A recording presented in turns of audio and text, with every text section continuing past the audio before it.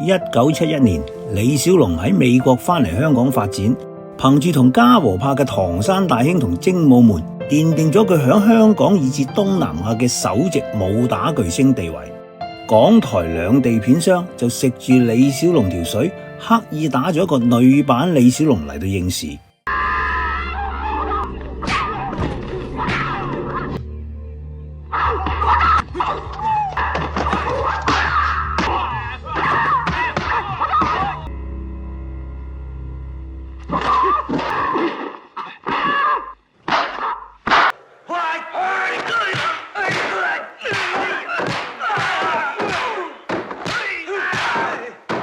咁乜嘢條件先至符合做女版李小龍呢？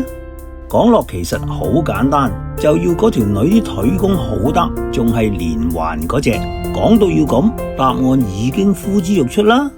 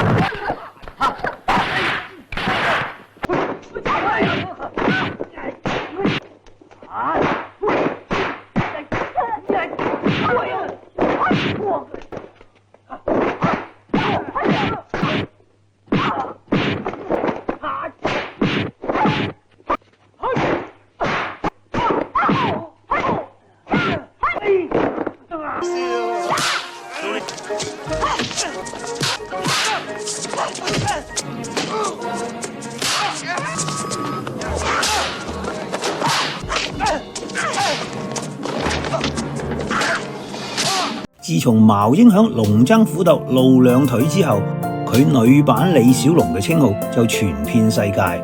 就算之後湧現幾多打女，呢個稱號都係以佢為先，都咪話唔巴閉。小龍咁係咪啊？當然 ，I Cantonese 愛廣東話，粵語保育及傳承。